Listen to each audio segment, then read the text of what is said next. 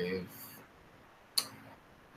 All right, ladies and gentlemen, we are starting the hangout for the DCU Justice League, the other DCU movies, and the future of the DCEU as well. The hangout is starting live. We are live at this point in time. And what I'm going to do in the chat section, as well, I'm going to post up the chat section the link to join the hangout. Okay, the link to join the hangout. So the link to join the hangouts is now in the chat section. You'll have to scroll up to the top of the chat section as people keep on talking.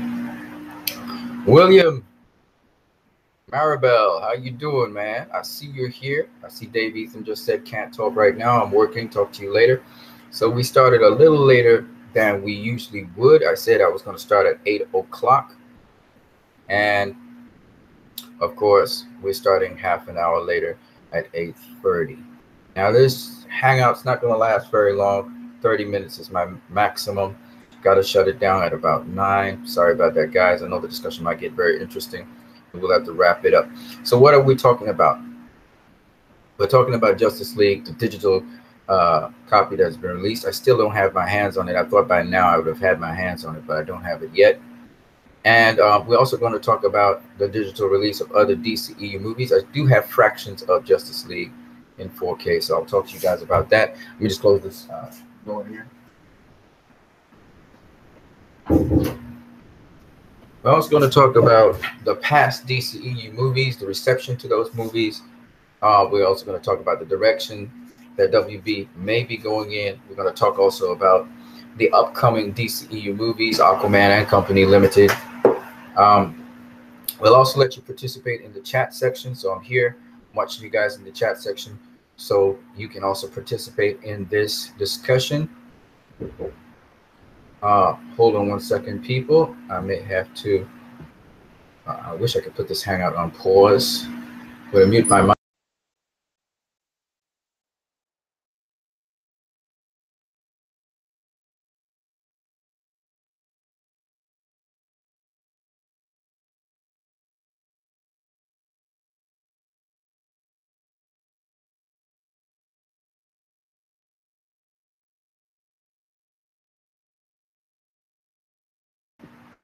Right. So we have a bunch of stuff to talk about. Once again, you can join the chat section. The link is right there. There are just two very simple rules to the chat section. The first one is once somebody's talking, we mute all our microphones while that person's talking, and we unmute to talk. All right. So that's basically the rule that goes on. And other than that, everything else is cool.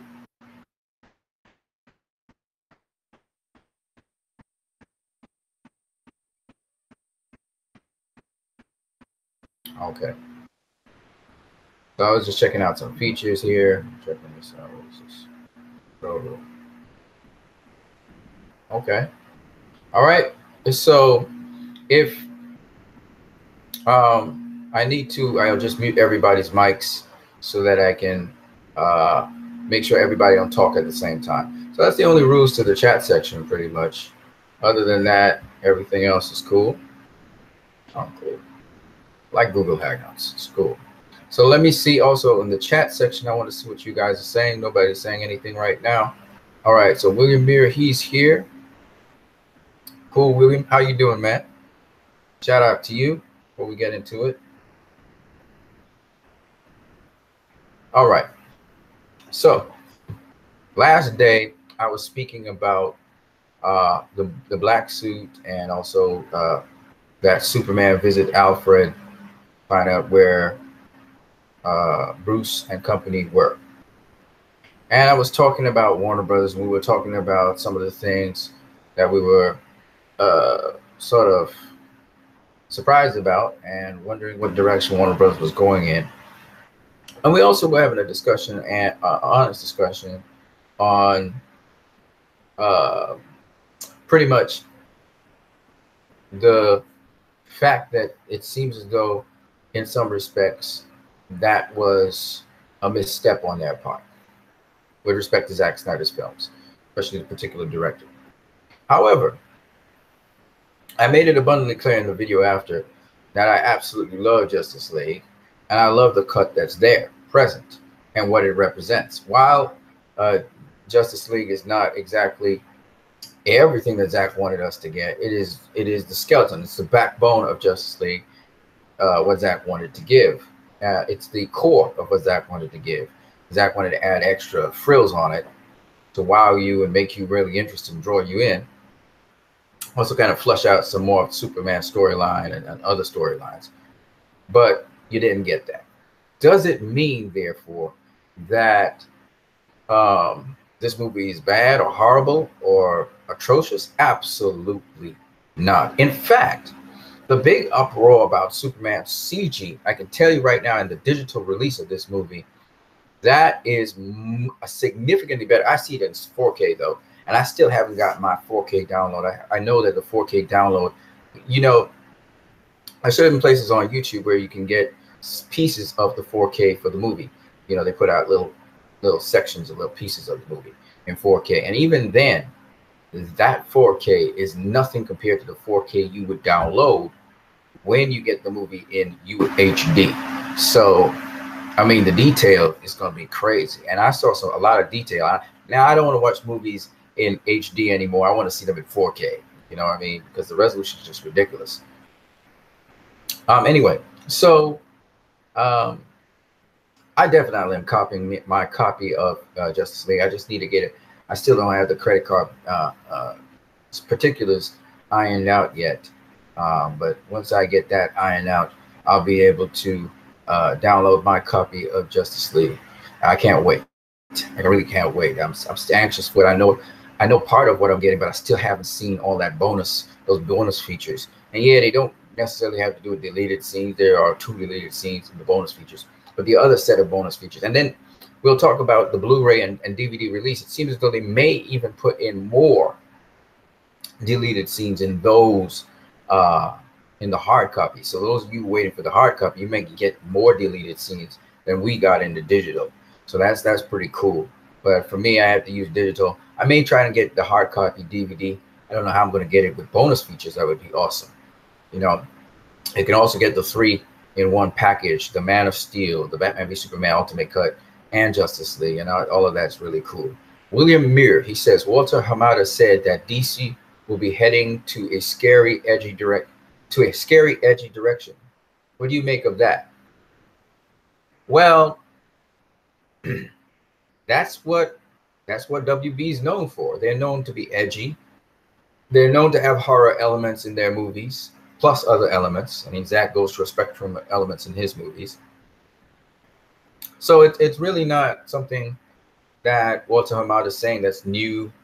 It's just that I think for Justice League, they took off the edge. They took off that. They took off the edge from Justice League, and I think that's what. I don't know why Warner Bros. Does that. They tried to do it with Batman and Robin, Batman Forever. Didn't work. Batman Forever did not gross in as much as Batman Returns or Batman 1989. It doesn't work. DC, if they're going to have a comical character that is comical, that's a different story. But if you're trying, and even then, they're still edgy with the comedy. You know, there's a certain edginess to whatever Warner Brothers does. That's just the way they've always been. It's Disney that takes the edge off of things. In their comic book characters are just so edgy less. There's no edge on their characters, okay? And it's not a disrespect. I understand what demographics they're going for, but Warner Brothers it never worked for Warner Brothers to do that. You look at Batman and Robin, that didn't work, right? You look at Green Lantern, it didn't work.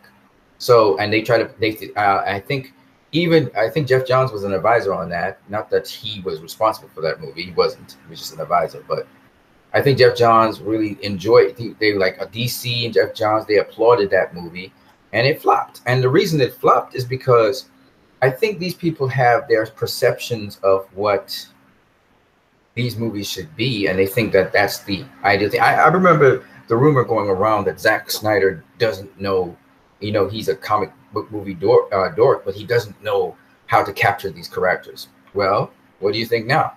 And they'll say, oh, it was a Zack Snyder film. No. It was a Zack Snyder film, no doubt about it. But you took the edge off of what Zack was doing. All the criticisms about emo Superman and stuff, people didn't know the direction Snyder was going. They didn't know what his great reveal was. They didn't understand that Zack Snyder was taking comic book, and you tell me if you agree with this, W. Mir. Zack Snyder was taking comic book characters that we took less seriously, and he took into consideration the mythology of the character. He did not just, he took these characters so seriously, he took into perspective the mythology of the character. Why? In other words, Zack Snyder went to the heart of why we actually like these characters.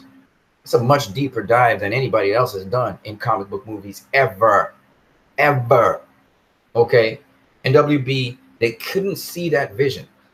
Patty Jenkins tells you why she's Wonder Woman without even telling you she's Wonder Woman. Not once in the whole entire movie of Wonder Woman, she's called Wonder Woman.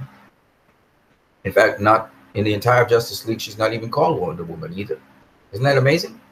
But yet we understand, we know she's Wonder Woman, not just by her outfit, but who she is. That's the best way to know someone. For the first time in Justice League, we hear Superman called Superman by people. He was called Superman in Man of Steel, but he was called the Superman as well. But this time, he's called Superman. And he's not seen as an alien. He was seen as an alien in Man of Steel. He was seen as an alien in Batman v Superman by some people. But here in Justice League, he's not seen as an alien, even though he's called Kryptonian by Steppenwolf calls him Kryptonian. But you notice Batman calls him Clark. Diana calls him Kal-El. Cyborg calls him Superman. See what I'm saying? And it's like an honor and a privilege for these guys to be with Superman. WB,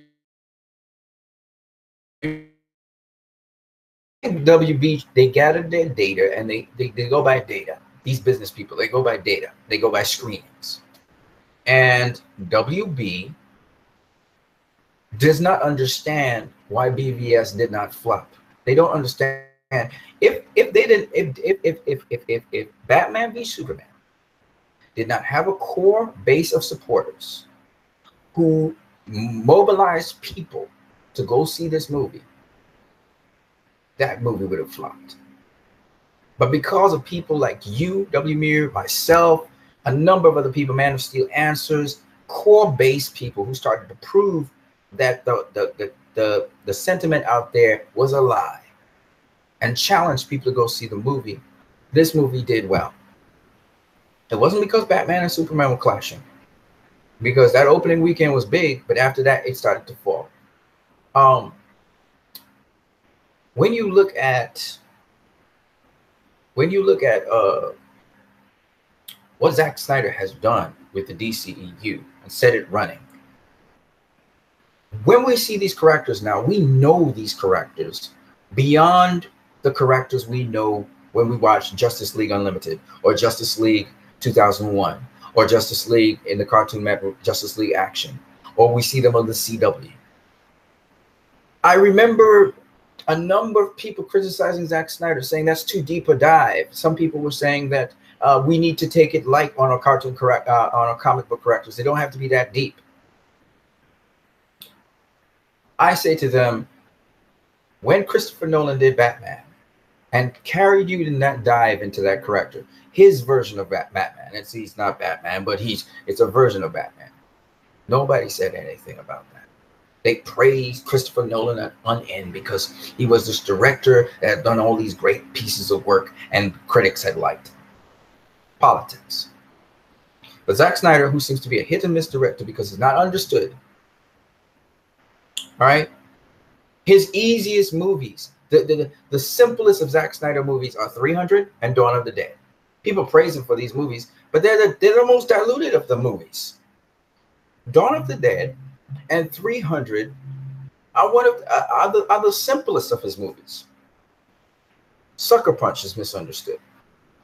Owls of Ga'Hoole, even though it's a child's story and it's storytelling to children, the beauty of that story is how Zach takes the lore, he takes the the myth, and he produces these values that transcend time.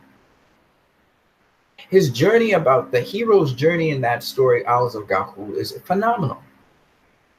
And yet it's real. You feel the danger. How many comic book movies, how many child stories or child tales are told like that anymore? This guy, phenomenal director, phenomenal, misunderstood, but phenomenal director. But we're not here to talk about Zack Snyder.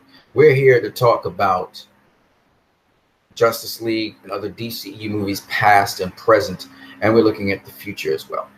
So W. Mirza Walter Hamada said that DC will be heading to a scary, edgy direction. What do you make of that? Scary, edgy, not anything new.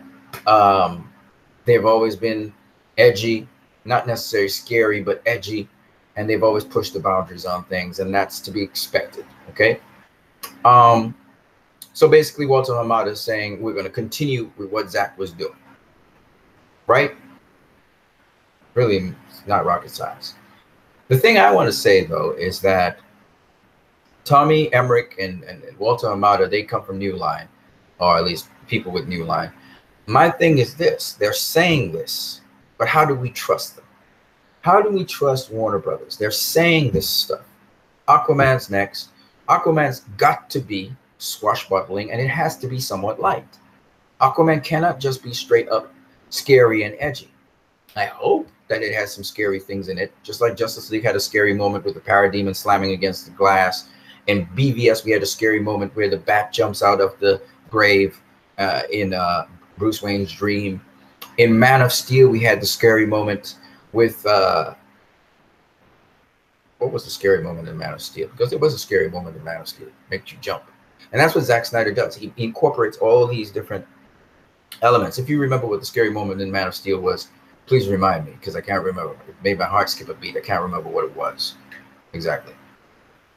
And the point behind these things are that when you look at the DCEU, it's separate. You know, I was going to do a video because, as I said before, a lot of people were criticizing Superman's CGI. I was going to do a video and show these hypocritical people who are defending Spider-Man Homecoming, who are defending Guardians of the Galaxy 2, who are defending Thor Ragnarok. I was going to show them the shitty CGI that are in those movies. I was going to just show it. I was going to show how fake those worlds are and how lacking detail those worlds have. Because I have the clips lined up there in 4K. I have them. I can produce them easily and just completely bring down the house. I can go to the most recent film, Black Panther, and show you the CGI on that thing and how shitty it is. I can actually do that. If I really want to destroy Marvel, it would be easy for me to do it. I keep on telling you guys this over and over again. They don't know. Because I enjoy films. All right? But I am not someone who will just attack a film relentlessly because I don't like it. Last night, I was talking to Megan Morissette, right? She's in contact with Andre Francis, who's, I think he's DC Comics Zone. He was DC Comics Zone. And she started to belabor the point of that Batman and Robin and Batman Forever were great films by Schumacher. And she was trying to show me how they were according to the comics and stuff. And it pissed me the crap out because I know I've just recently looked at Batman Forever, pieces of it. I can't watch the whole thing through. And to me, I just don't like it. Let's just put it that way. And I'm not a guy who bashes films, but she provoked me so much that I started to bash that film. And she blocked me. Because you see, you have to understand, when I bash a film, it's different to other people. But she provokes me so much that I started to bash that film. Oh, somebody's up in our group here. Somebody just jumped online. All right, DC Comics, what's up, man?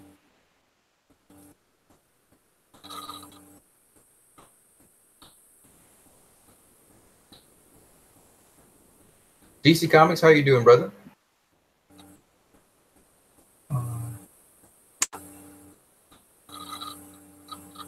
Hello? Hello? Oh, hi. Cool, man. Hello? I see you just joined a group. That is awesome. That is awesome. You joined the Hangout. What's up, dude? What's up, man? I'm good, thanks. You? All right. If you don't want to put up your video, not a problem. All you have to do is block the camera, and it will take away the video. And basically, what will happen is you'll just have your little icon. So you can do that. Oh, okay. Look for the video sign. Look, I'm going to turn off my camera right now, like that. Boom. See? So that's what you see now. You just see that. How do I do that? So you go and you click on the camera button. I don't know what you're using. If it's a laptop, there you go. There you go. Oh, okay. Okay. There we go. Great, man. I see you gonna be watching Black Panther, man. That's cool. That's cool. Yeah, thanks. Really excited. Man, I hope you enjoy it, man. I hope you enjoy that movie. Yeah, thank you. I'm not really interested in it, but you're not? I hope you enjoy yourself, man. That's what entertainment's about. Movies are to be watched. Very true. So talk to me, man. Talk to me. We're talking about the DCEU. We're talking about, and it doesn't matter if you agree with me or not. You don't have to agree with me. This is about a hangout where we express our different views. You don't have to agree with me on anything. All right. So talk to me about what we're talking about here. We're talking right now about the DCEU. We're talking about Justice League, and also we in the chat section. If you want to also type up in our group here, you can just go to chat in the corner of the group, in the corner of the hangout. Click on chat. It's top left corner if you're using a laptop or a PC. Top left corner. Right, and you can type up in there. Let me type something for you. See? All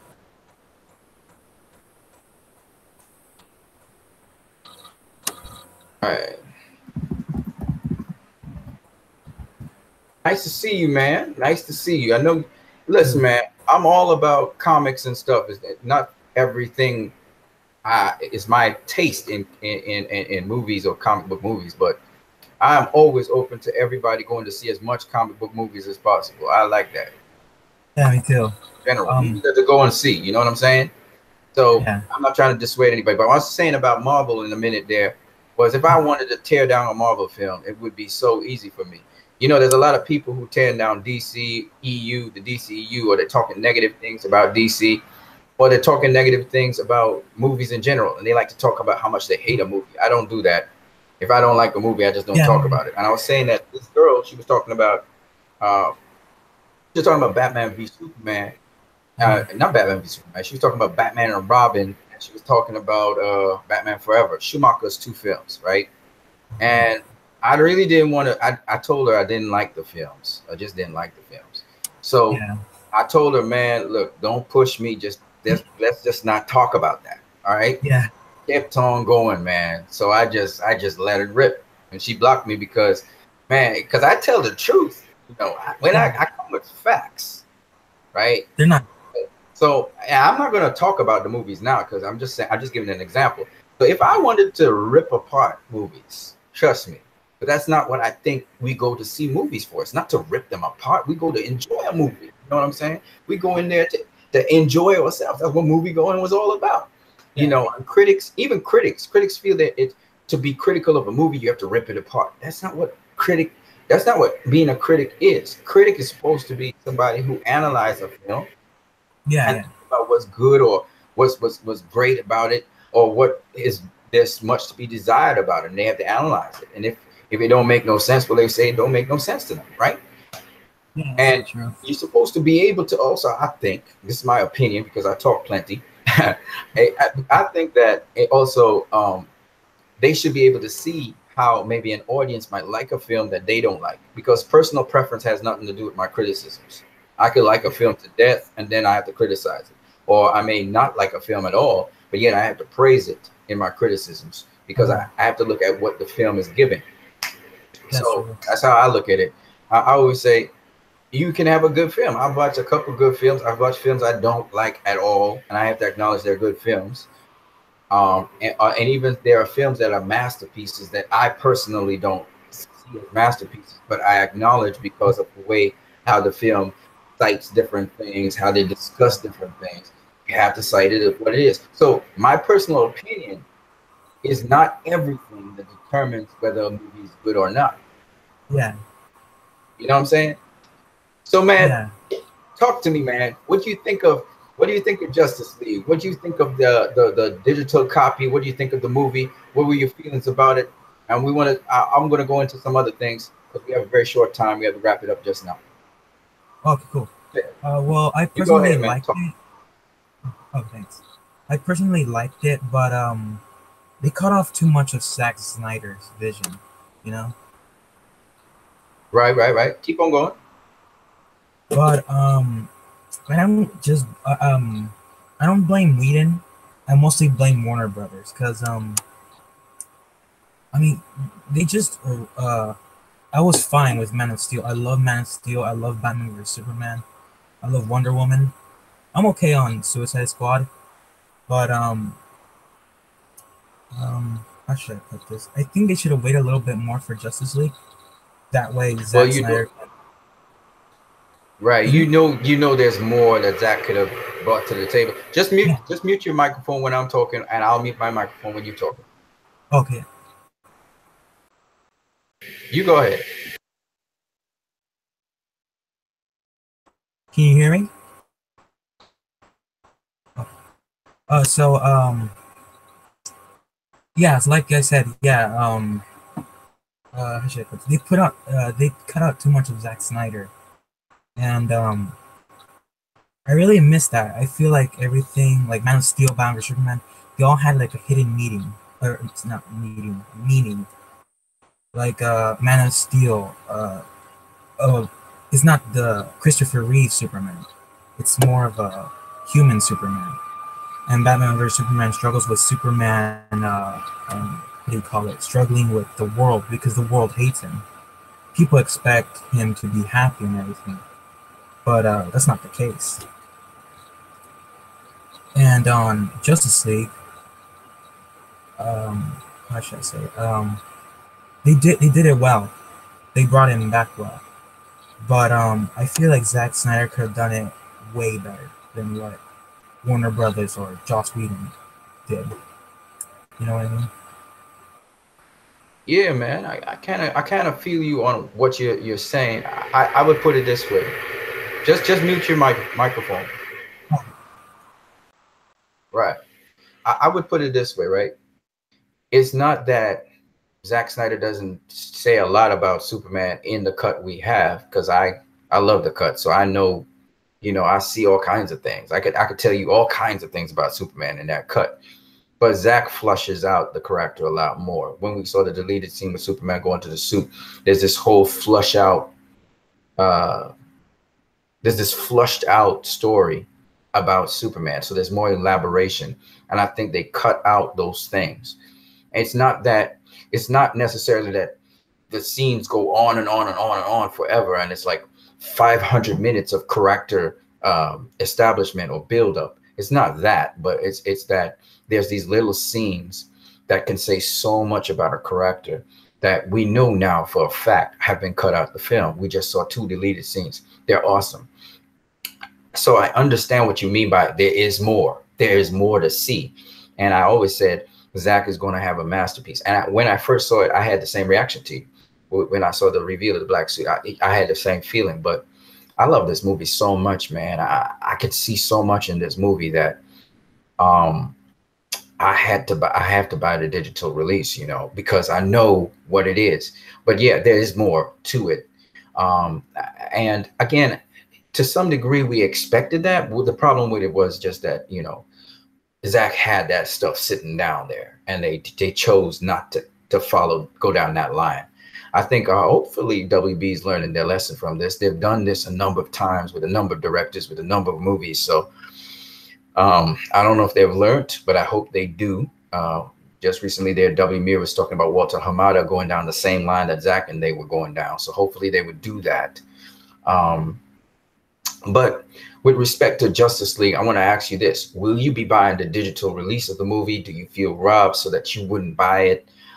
Do you love the movie? Do you love, first of all, the cut you saw in cinemas? Or you're just like, yeah, it's all right. What is your view on the cut that's in cinemas? And will you be buying the cut that you saw? Or will you be waiting for director's cut whenever that comes out? Yeah, I completely agree. I did love it. I really did. But like you said, they cut off a lot of Superman, and like you said, we don't want 500 minutes of telling a Superman story.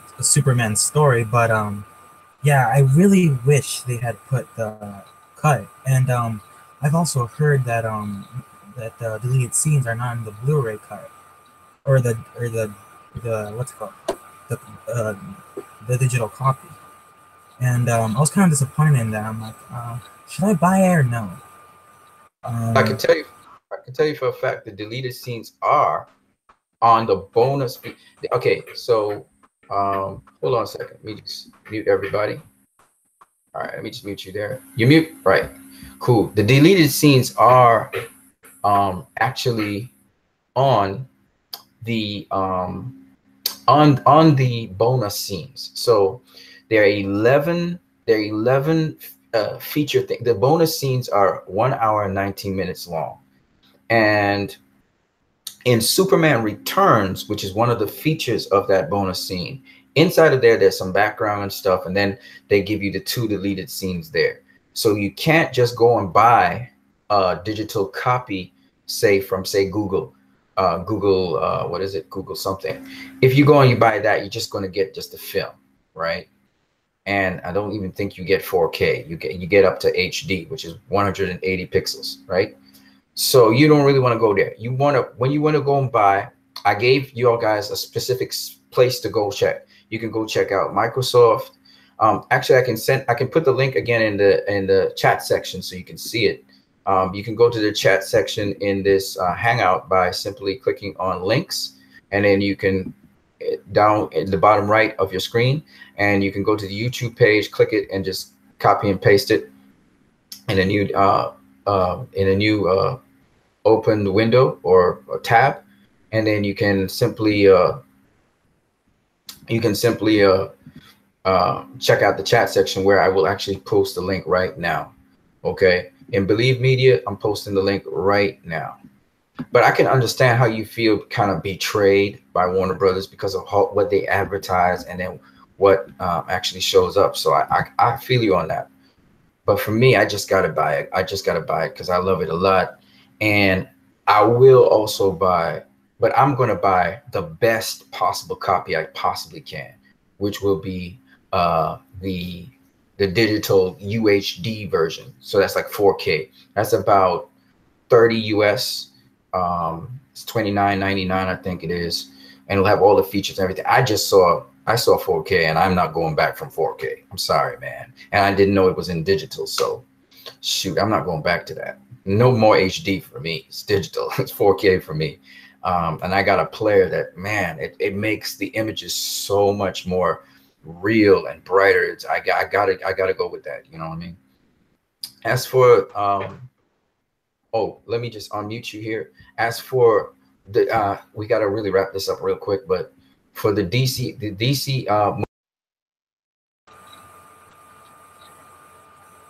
for the upcoming movies and the DCU in general, let's talk a little bit about that. So what are your views of the upcoming DC movies, Aquaman and so on, and also the previous DCEU movies? What do you think about those? Honestly, I'm really excited for Aquaman. I'm really excited for Shazam. I really want to see a Man of Steel 2. And on what I think about Man of Steel and Batman vs Superman, I really love those movies. I've loved them with a passion. I feel like they have hidden meanings. Like uh, it makes the movies more special. Uh, Superman felt more human in Man of Steel and Batman vs Superman, and yeah, he could have smiled a little bit more, but it's understandable why he didn't, because I mean, he's hated by the world, and he's even been warned by Jor-El and Jonathan Kent that he will be hated, no matter if he does good or bad. He will be hated, and Superman proves to the world, and you know how in Batman vs Superman, Lex kept what's it called? Kept framing him, and Superman proved that it wasn't him; it was always Lex. And Superman proved that he was a hero. He was a hero by sacrificing himself to save Batman, Wonder Woman, Lois, the whole world. It's really special, you know.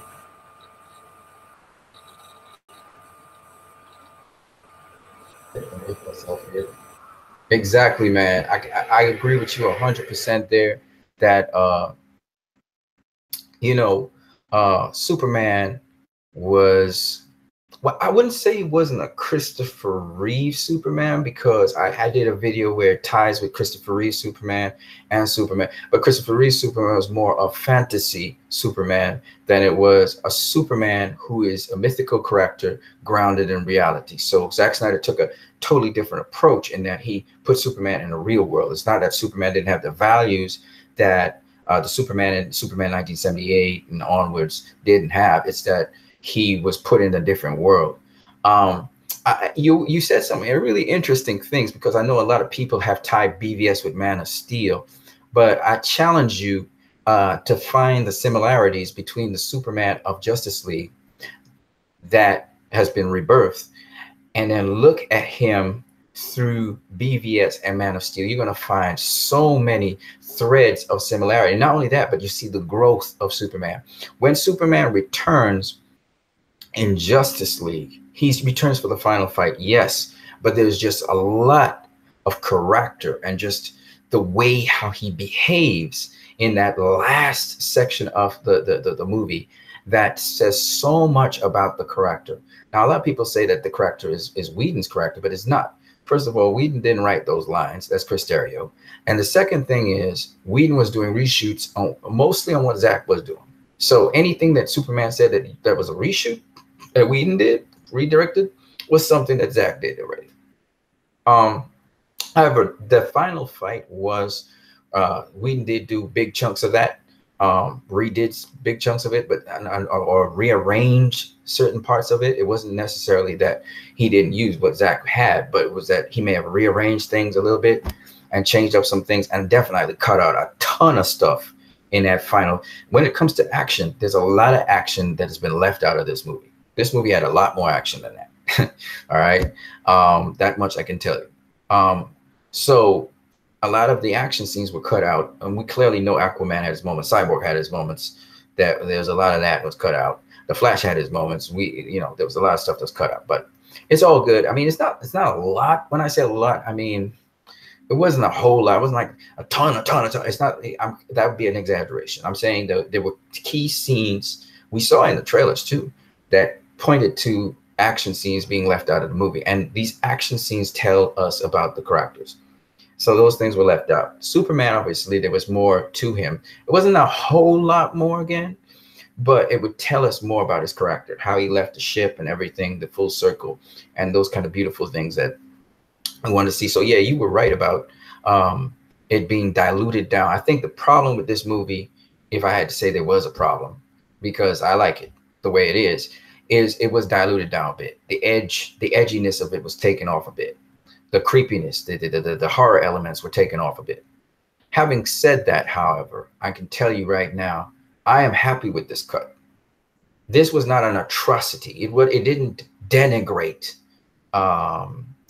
Zack Snyder's narrative. It told the story. It's just that, Zack Snyder wanted to give us more, right? That's pretty much it. It's a Zack Snyder film. Don't get it wrong. But he wanted to give us more. All right. And they took off some of the edginess and kind of, as I keep on saying, John King don't like to hear it, but he kind of marvelized it at the end, especially. the action sequences and how things went, and took the edge off of certain things, and even changed the color tone such that you look at the Parademon's blood, it's green, fluorescent green, reminding Guardians of the Galaxy. And I know that was not what the Parademon's blood was looking like. It was looking deep green. It was looking like kind of like horrific. It was weird. And you look at Steppenwolf's blood, which is purple. He has purple blood.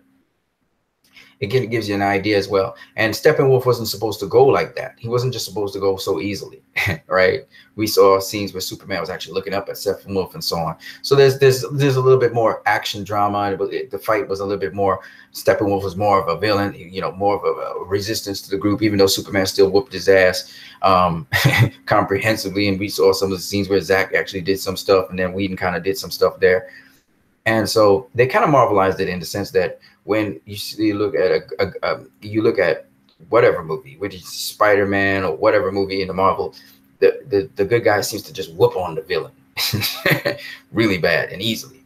It's not exactly, so you could tell some of it was marvelized. But what I'm saying is, though, at the end of the day, the criticism that people come on down on this film with, of course, it could have been better. Of course, Zach wasn't there to make it better. And so there's a lot of, as I said before, the physics of movement sometimes wasn't as good as if Zach was directing it. I'm telling you right now, that fight that was in Metropolis, where Superman was resurrected, would have looked so much better than it looked there. Yeah, you got everything. Zach directed everything and so on, but there was some physics. There's certain physics to that fight that needed to be enhanced and improved. And Zach, you could tell Zach wasn't there to put those elements in. You could tell that Zach was there up to the point with the tunnel, a little bit after the tunnel, and we could tell when all up to the point of Superman's resurrection, where they were inside of the Kryptonian ship. You could tell Zach had done pieces of that, not the whole thing, but pieces of it. What I mean is he was overseeing all of that stuff. It's not that he didn't shoot it; he shot the stuff and everything, but he overseed up to certain stuff, and you could tell that the people who were working with Zach, they were kept on going, but there was stuff, you know, those fine details. Zach's all about details. You look at, okay, let me give you an example of what I mean. Details. When you look at Ezra Miller's character, when the Flash was coming outside into Bruce Wayne's car, which is a dope car, by the way. Oh man, I can go on and on. And W. Mir, I'm gonna get to you just now, brother. When you look at it, you see the leaves on the ground. You see fall. You see the place. It looks like a real place. You feel grounded in it. The characters feel like they're grounded in it. When the Flash, he first uses the Speed Force, and we see him use the Speed Force against Bruce Wayne when he's throwing the Batarang. The stuff looks real, right? It don't look like you kind of fling things together. Like I hate to kind of look at Marvel, but Marvel doesn't go into detail with their surroundings, right?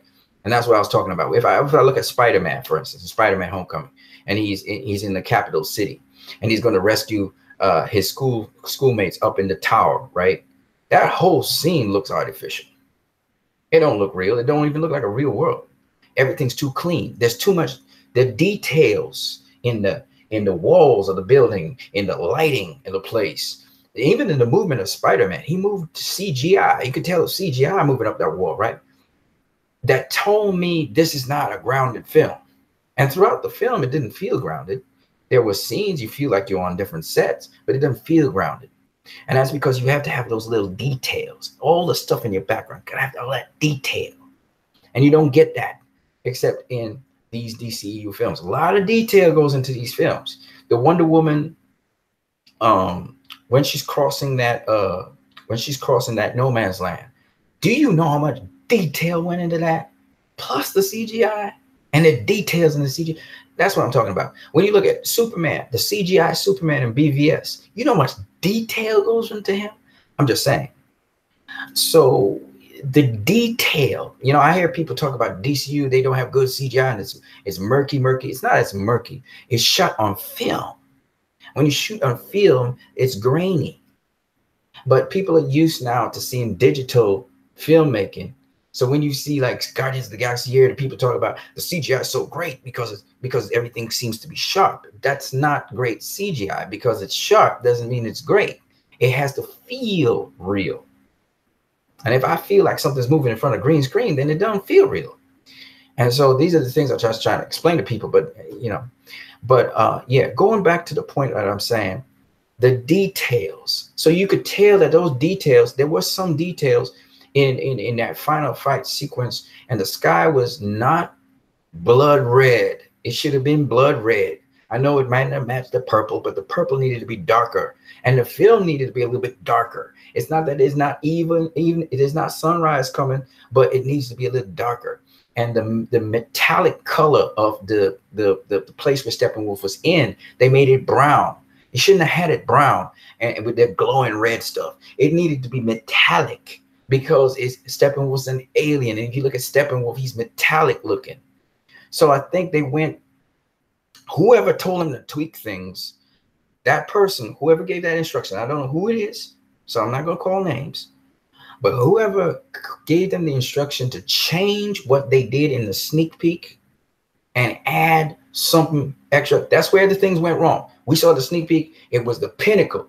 And then somebody, some wise ass, decided, nah, we need to lighten that up even more. That's where they went wrong. Because what was in the sneak peek was almost perfect. Yes, they still had to add the tendrils and the tentacle things that was growing and stuff, but that stuff was not supposed to be. I believe that it's supposed to be more fire than that tentacle thing that was kept on moving around. Maybe I'm wrong. Maybe I'm wrong. I'm only speculating here. But I think the tentacle things, they were supposed to work, but I still don't think there's a lot I don't think was supposed to happen the way it happened. But that's being nitpicky because I love this movie. I tell you, I still love this movie. In spite of all the information I heard, I still love this movie. There's a number of different reasons. And trust me, man, I haven't been putting it out on YouTube, but I've been putting it up on Facebook. People have been seeing the layers to Superman and the parallels between BVS and Man of Steel. I've not been really putting it up on Facebook because if you know anything about me, folks, you know I'm going to give it to you live. I'm going to give you everything. And there's so much to this movie because this movie ties in BVS. It ties in Man of Steel. It ties in Wonder Woman. You know, it mentions Suicide Squad because Lex Luthor and Deathstroke, you know, are up in there, right? I didn't like the format of it. I didn't like the post-credit scenes because Zach don't do post-credit scenes. And that told me, again, Warner Bros. Was messing with the film in a way. Because Zach don't do post-credit scenes. He just don't do it. Right, so they pulled a Suicide Squad on us, but even so, I love this movie. And Suicide Squad to me is an awesome film, and it did well on Blu-ray and DVD. It showed you it's a boss film, and so I just wanted to point out that I know we're running over time here. I don't want to keep muting DC Comics, Marvel Comics. I'm just gonna go. I'm just gonna go to the. We're gonna go to the chat section for a minute. Read off a couple of things. DC Comics, Marvel Comics. If you want to unmute yourself, you can go ahead and do so. If we getting background feedback, we'll just mute. But if you want to say anything, man, just go ahead, rip it. Yeah, I completely agree. Like, I couldn't have said it better. Yeah, I do agree on the post credits. I feel like Warner Bros. Trying to be too much like Marvel, but like I said, like you said, Zack Snyder doesn't do post credits, and they should have put that before the movie or after. It doesn't matter. At least just put it around the movie. That Deathstroke, it was so awesome. His armor, way better than CW trash. But yeah, you can feel like you said, the CGI. It's really good. I didn't really like CGI on Steppenwolf, but on BVS you could see this humongous Steppenwolf monster. He looks so awesome. I really wish they had kept that design. But I completely agree. It was a good movie. It was a great movie. I completely agree. But the only thing that it was underwhelming. That's all it was. It was a great movie. It was underwhelming because I really wish Zach was there to finish it. And I hope soon he can. What I want to say is, let me just mute this here. Can I mute it? I'm not muted. Okay, there you go. What I want to say though is I think we might get a director's cut, brother. So, you know, because when I look at the history of all of Zach's films, whether it's Watchmen or BVS, you get a ultimate cut or you get a director's cut or you get both. So I believe Warner Bros. Will be listening to people, and at some point in time, they're going to put out a director's cut and or a ultimate cut, whatever cut, because people, I think people are clamoring enough for this, and they just need to keep the pressure on Warner Bros. With this. Um, with respect to what you said about Steppenwolf and his design, you do understand Zack Snyder chose the present design that we had. So even though he started off with that design, they moved into the design that we saw, and that's why we saw that design in the sneak peek, and we also saw it. Where did we? No, we saw it in the sneak peek, right? So Zach was working on that design anyway, and besides that, I didn't want Steppenwolf to be like an animal looking thing. I didn't want that because Darkseid's not an animal looking thing. He's more humanoid, and Steppenwolf from the comics is more humanoid. So I was actually happy with the version they came up with. It's just that it's tough to do that CG because that CG is even tougher than it's tougher to do than if he was just this animal. And besides that, I don't think, honestly, I see what you're saying with the horns coming out of his armor. But his horns on his head actually don't look like the horns on the head of Steppenwolf in BVS. And the Steppenwolf I saw in BVS, even though he was kind of going like a monster, the Steppenwolf I saw in BVS looked more like the Steppenwolf to me that I saw in Justice League. He had the little horns down below here. He had the helmet thingy. He was dressed in armor. He had the same setup with the skull and everything. To me, and remember, in the toys, we already saw the Steppenwolf that we were going to get. So the toy should have hinted to you that Zach and they had gone in a different direction already. And I thought it was actually a good choice to have Steppenwolf. I just thought, would they finish off the CGI properly? And the problem with it was not so much Steppenwolf CGI wasn't great for the first section of the film, but it's coming down to the end where he kind of looked monochromatic, where they had this red sky. It's just the lighting, man. The lighting made everything look less real than a Zack Snyder film. Just the color palette that they chose sort of just didn't get everything right with it. That's what I want to say. Even when Aquaman fighting the parademons in the sky, you seen like the silhouette around him, and I'm like, come on, it's great, but it's fantastic. Don't get me wrong, it's fantastic. It's, again, to me, the CGI on this film is better than CGI I've seen in Marvel films, right? It's not as clear because it's film you're looking at it from, but I mean, it's spectacular. I mean, W. Muir was saying this, and I agree. You never seen a Marvel film where you've been in so many different environments. Wonder Woman was one of them that was in true many different environments. Man of Steel, we were in Kansas with his, they were in Kansas. Then we were in Metropolis, right? Batman v Superman, we were in Gotham. We were in Metropolis, right? We were on Braxton Island, known as, forgot what the name of the island is. But Metropolis people call it one name. Gotham people call it another. But then when we went to Justice League, Wonder Woman, we were in Amazon. We were in Themyscira. We were in London. We were in Paris. Right, we were in where the war was great. I forgot what it called, Belgium, I think it was. We were there. We were in Germany. We were in Turkey. Right now, Justice League, we were in Atlantis. We were in Braxton Island. We were in Gotham. We were in Metropolis. We were in Themyscira. We were in Bezernov in Russia. We were in Thailand. Remember the building in Bangkok, Thailand? We were in France. Remember that place in France that showed?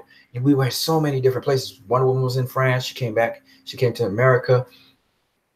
We were in multiple places, multiple looks, multiple shots. So they pulled off a Herculean thing. I mean, I haven't seen none of it. I don't think any comic book movie has ever done so many different scenes and just different places and stuff. So I understand when people want more from this movie, but this is a hell of a movie in that respect. There's just like so much stuff was going on there.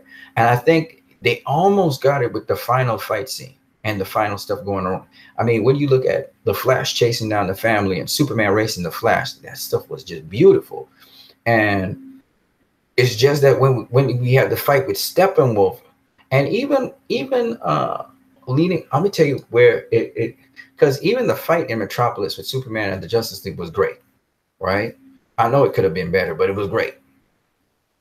is a hell of a thing. It blows your mind.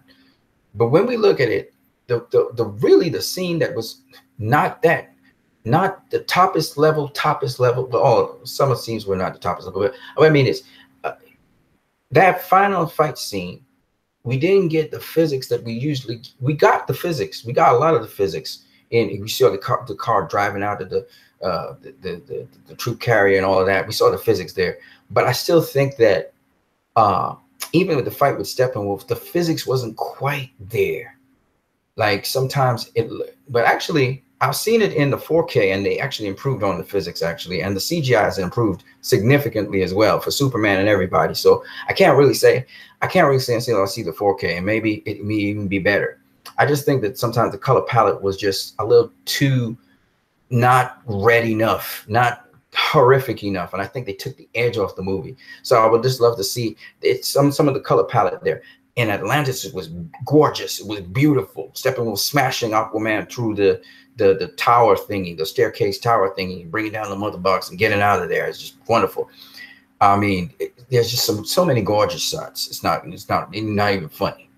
But what I'm saying is that even that final fight scene, I watched it a couple times and I really enjoy it. But I'm just saying that I feel like they could have tweaked it back to what the sneak peek was. Make it a little darker, just a little darker, and then tweak that color palette so that you got that metallic look instead of that brown look. I think that would have made a big difference. And even the tower was kind of brown on the inside, but on the outside it's gray. You know, they should have kept it gray. You know what I'm saying?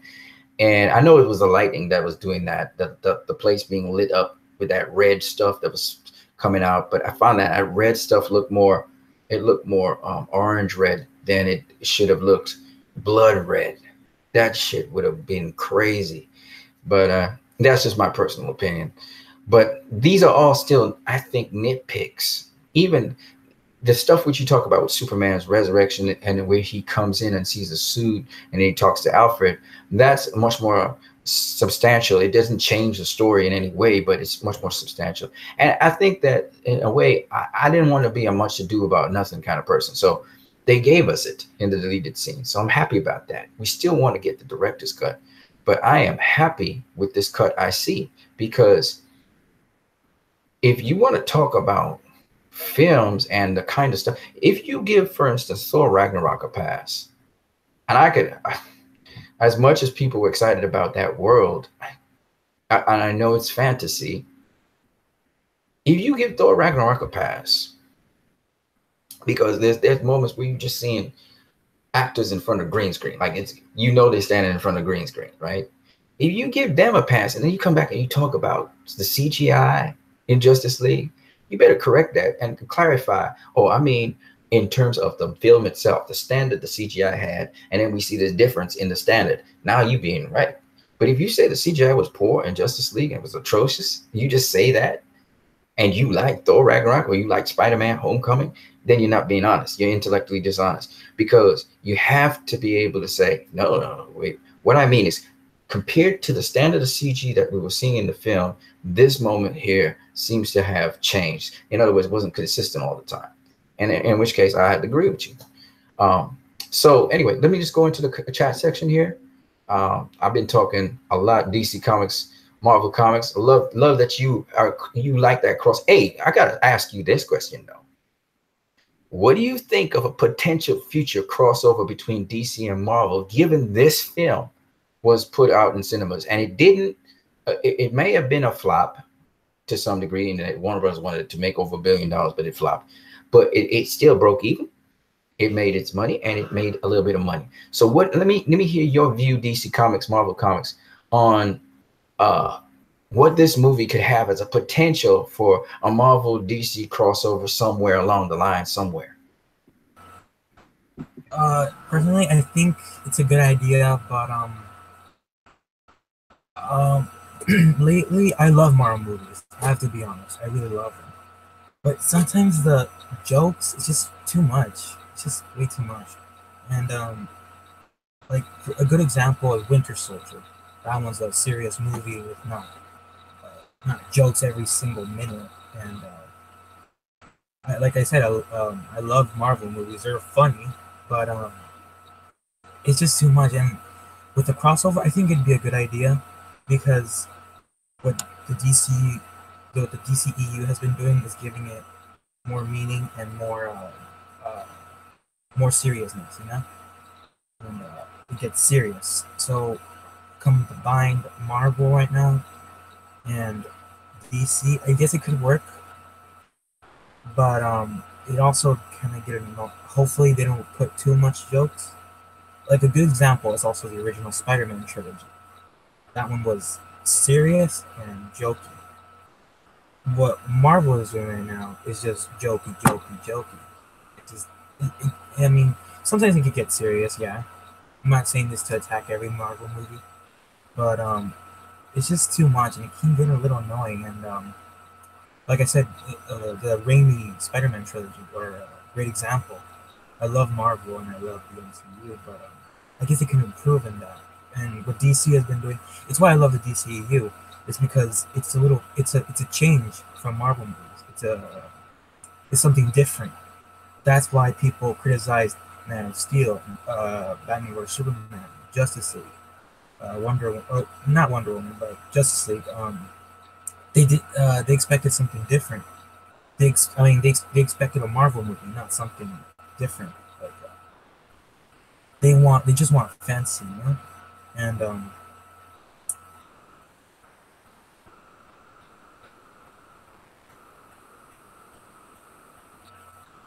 and how should I explain it? Well, yeah, it's what I'm saying. People expected a Marvel movie from Batman vs Superman. I did too. I have to be honest, I did too. And at first, I didn't really understand Batman vs Superman. Like, is there something hidden meaning? Um, I rewatched it a second time. I'm like, this is actually a good movie. I really love this movie. It's something different. It goes in depth, and I love it. It's great. And I don't understand. I just don't understand the hate. And I think because lately Marvel has been doing a lot of movies, and they expected that kind of formula, you know. And like I said, I love Marvel movies. I love them all. I'm not a super big fan of Civil War, but it's a good movie. But I really hope the MCU um, sometimes goes in a separate ways. Yeah, I'm also excited for the Venom movie. It's something. It's a different Marvel movie. Something more serious. Like I said, it's just serious and jokey is not bad. But when it's just joking, it can get tiring. Yeah, I understand what you mean, man. I get what you mean. I do appreciate though. I do appreciate Logan last year. Logan was, I think. What's your thoughts on Logan? Oh, that movie is a masterpiece. I love it.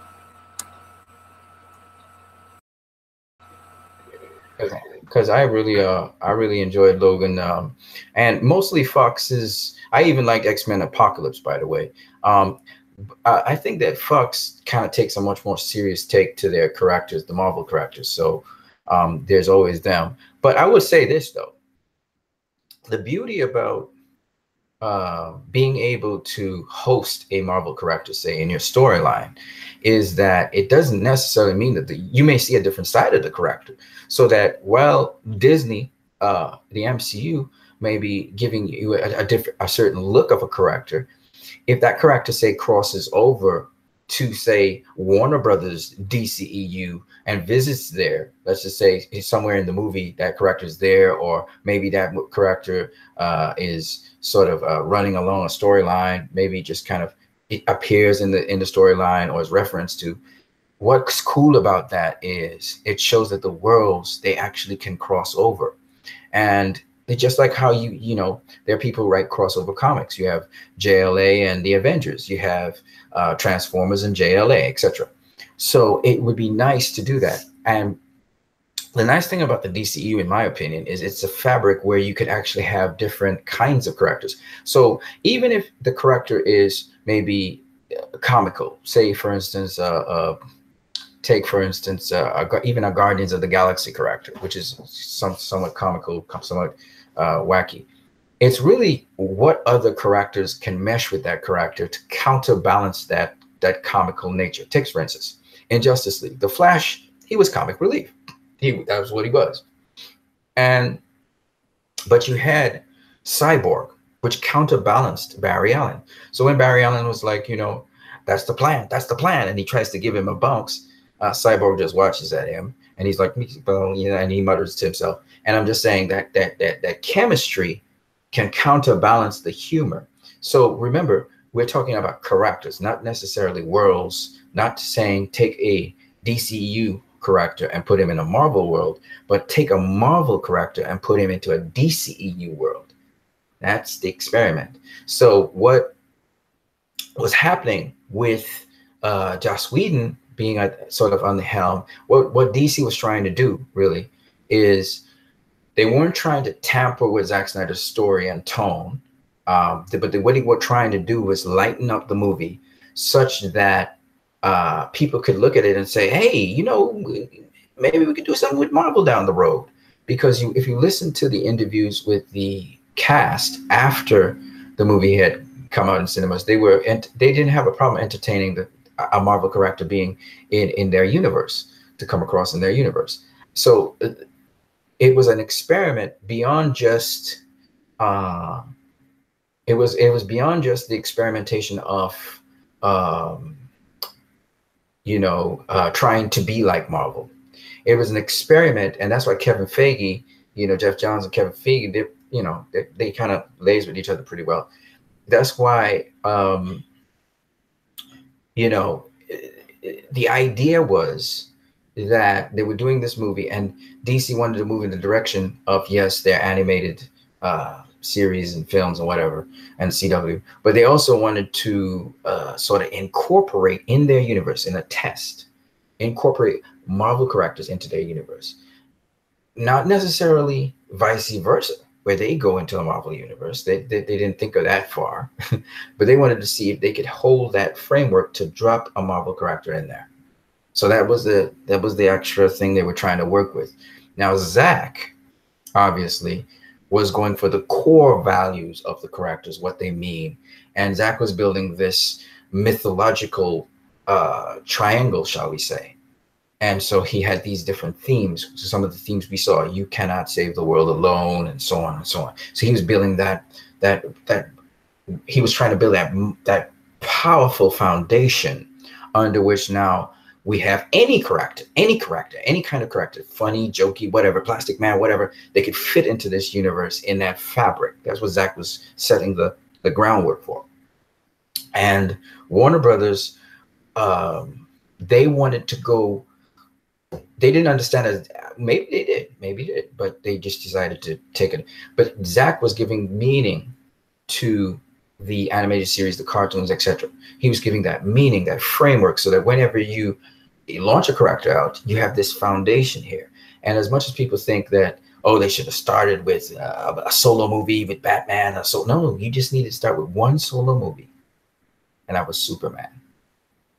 Because Zack said it from way back. He said, if you can make Superman work, the universe is going to be fine. And Superman's the key to all superhero movies. And all superhero comics begins with Superman. Super, right? So Zack knew that Superman was the thread, and that's what he was carrying through to JLA. And now we can have Aquaman, whatever. You can have whatever you want now, because Superman's story has been told. Now, even though it's not told in its perfection like Zack wanted it, it has been told. And for you to see the significance of how Superman appeared in Justice League, you have to go back and watch Man of Steel, Batman v Superman, Justice League. It's part of a trilogy. And as much as Zack did not get to fully elaborate on Superman and his reappearance, he's got so much richness in fabric that you can just take the cut you have and you can just see everything spread out. Once you start to see the progression of Superman through Man of Steel, Batman v Superman, and Justice League. And don't forget, You cannot see Superman in a vacuum. You have to think of him in terms of Wonder Woman's thoughts on him and go through how Wonder Woman goes back and reflects on her life after Superman's death. And then you have to look at Batman, his progression. That's the only way you realize the effect Superman has had on them.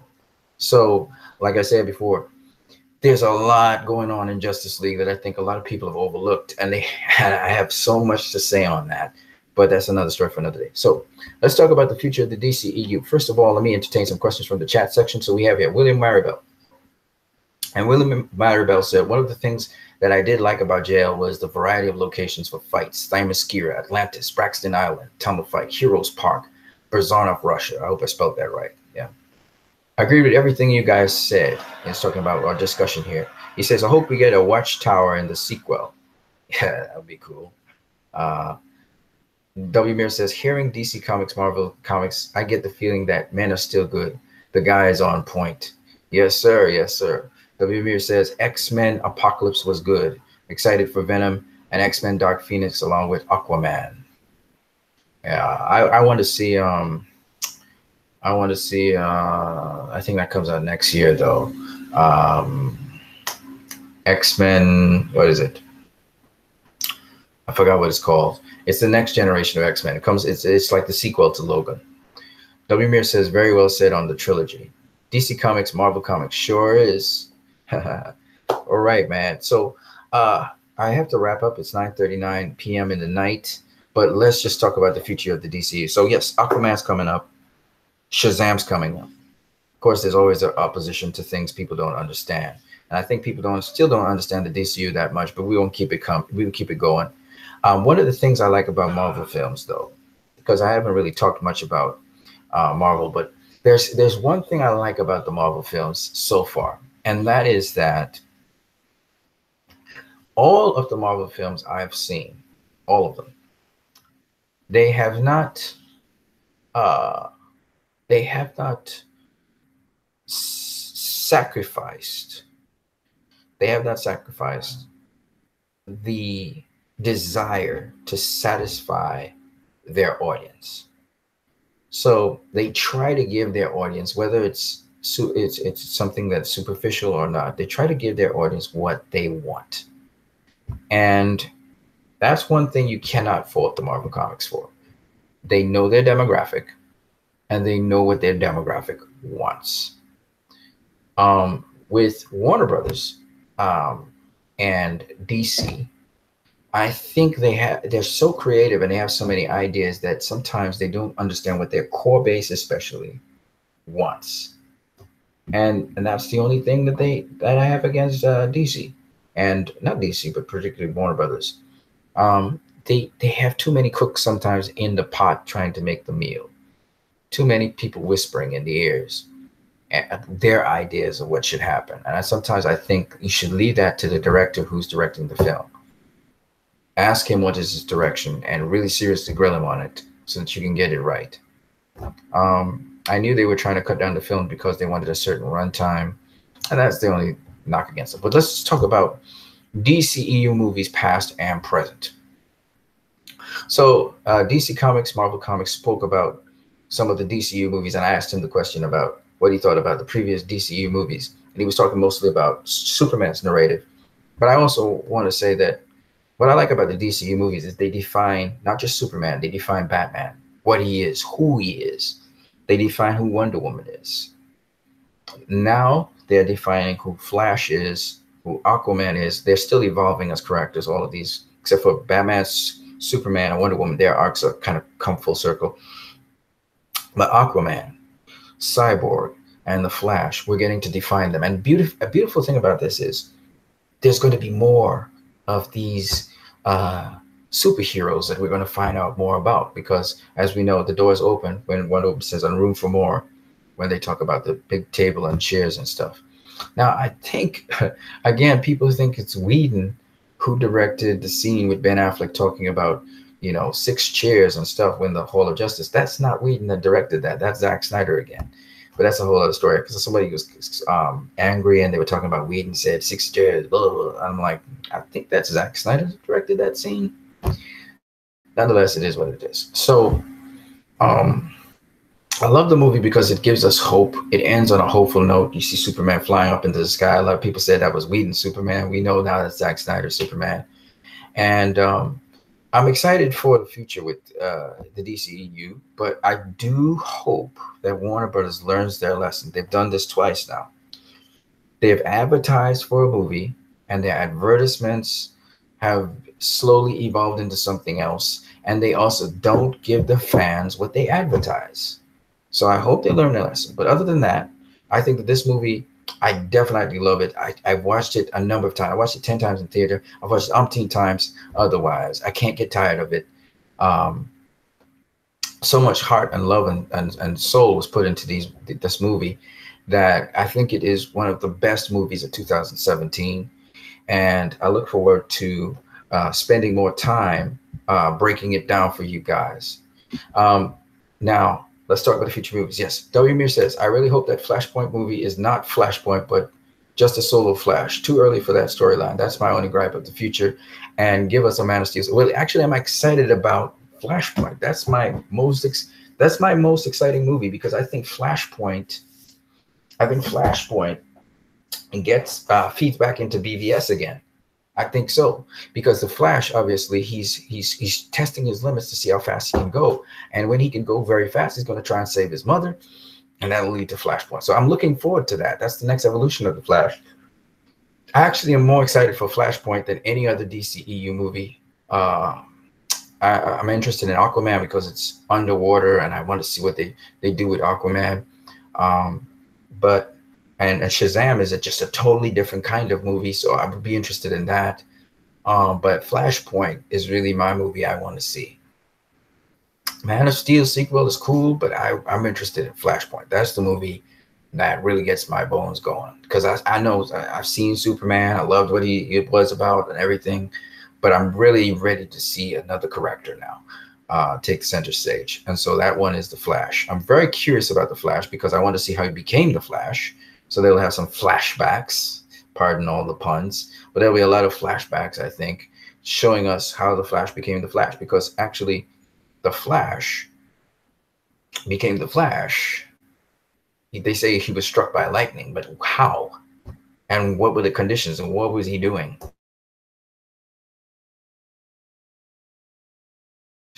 One of his favorite influences. So I'm very interested to see how they would put their take on that. With respect to the other upcoming movies, we have Wonder Woman 2 that will be coming out for sure later on. We know a Green Lantern Corps movie is supposed to come out sometime in 2020. I think Cyborg 2 is supposed to come out in 2020. I don't know if Justice League 2 will come out. It depends. You see, it's how we respond to not only this cut, but probably the director's cut, whatever cut we get of Justice League. It's how we respond to it.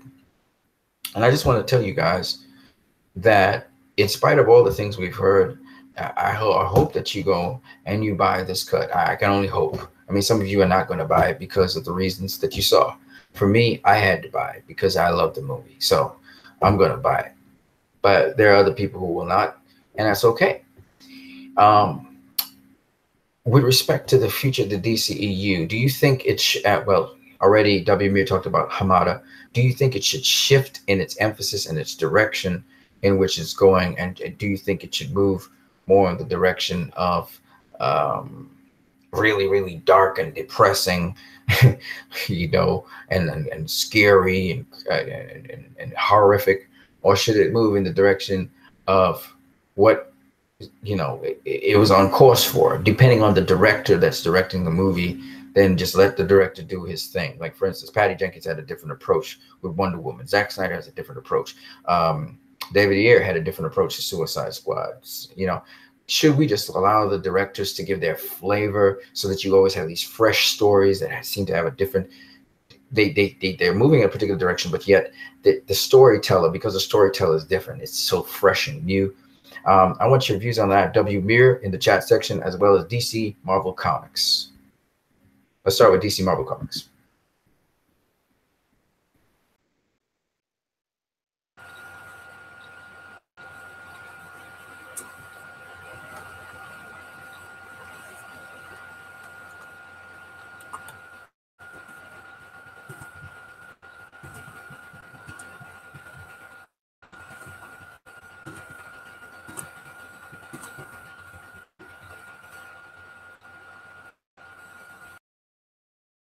DC Marvel Comics. I see you're typing away.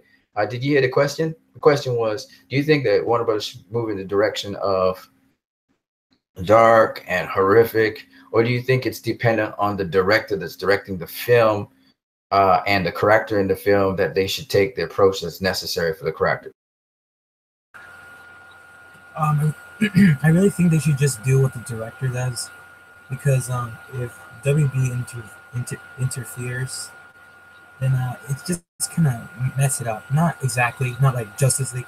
Justice League is not messed up. I know they didn't mess up too bad, but it could have been way better, right? But I think they should just do what the directors do. Whether it's light, dark, it doesn't really matter. Like you said with Patty Jenkins, she took a light approach with Wonder Woman, which I really loved. But with Superman, what Zach did, it was a tad bit of dark and a tad bit of light. But it's not Superman that was dark. It was the world around him that was dark. It was Superman struggling to be a symbol of hope. And like I said, to answer your question, yeah, I think we should just let what the directors do. Just let them do their thing. And if the audience doesn't like it, then just do the other thing. And if they don't like it, then I guess do a little mix of both, you know? I hear you, man. I hear you. I think that the director driven, and that's how Warner Brothers basically is anyway.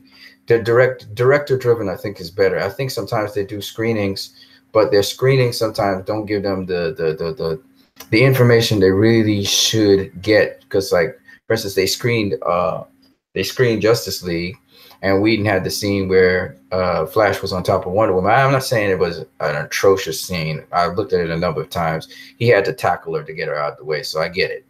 But, you know, the audience loved that scene for the screening, and most people love the scene, but most people are conscious about Wonder Woman. Again, it depends on who you are. Would not have necessarily appreciated the scene. I didn't particularly appreciate it, but I understand it was a brief moment in time. He tackled her, and then he realized what he was doing, and he got up. I got it. But I didn't really particularly like it anyway. But it's there. So, you know, I'm just saying that sometimes they rely on these screenings, and sometimes you should be a little bit more. I think we should be a little bit more principled. You know, I never saw Zach doing a director like something to Wonder Woman like that. I never saw Patty Jenkins doing that to Wonder Woman. So I thought that, you know, it's not just about people laughing at something. I think you have to, you know, these characters mean something, and I think they have some oomph behind them, and you kind of hurt the oomph that's behind them when you devalue them like that. And I think that's one thing I didn't appreciate about Whedon. Whedon sometimes goes for a laugh, and he doesn't care that these characters are supposed to be taken seriously, that they're role models, and that you can't go out of character with a character. You know what I mean? But let me just go to the chat section and see what W. Mir has to say. We've been through the darkness with BVS. It depends on the characters. Batman movies can be dark, but the rest should be actiony. All right. I really hope W. Mir says the Flashpoint movie is not Flashpoint, but just a solo. Okay, I read that before.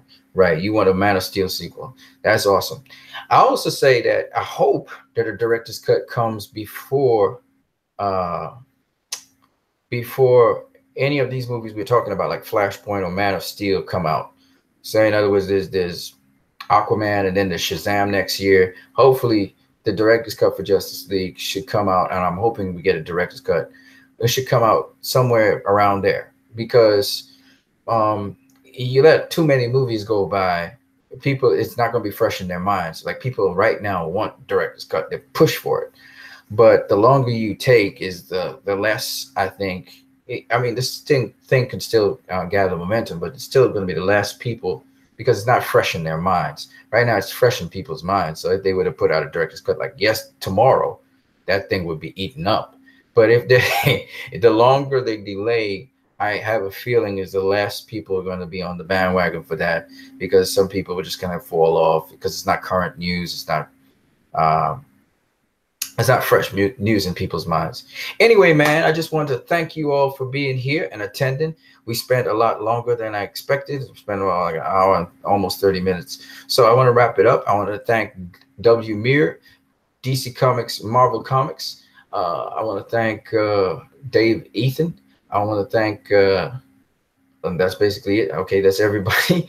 Okay, so I want to thank you guys for attending this hangout, and I wish you guys a great day. And we'll try and bring out another hangout once I get the cut, the 4K digital release. I'm going to talk a little bit more about some of the features on it, and also I'll talk a little bit more uh, about the DCEU and the future of it.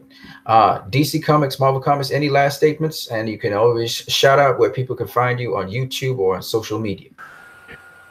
Yeah, I just want to say that thank you for everything, and I really love your channel, and keep doing what you're doing, because the DCEU needs all the support it needs, and yeah, I mean, we should all just stick together, and you know. But thank you, we appreciate it. Thanks, man. Thanks a lot. I appreciate you because, man, you know, it's good to see DCU fans, and even though we disagree at times about different things, that we can actually rally together and actually have common ground. So I think almost all of us are on the same page now concerning the DCU. I believe we all want the best possible movies, like masterpieces out there. We don't want to wait for the masterpiece to be shown after something else has been shown in theaters. I think we all agree with that. All right, guys, man, you have a great night. Hopefully we'll be able to talk about some more things in the DCEU as the events unfold. We'll try and always separate fact from fiction. Until then, you guys have a great night.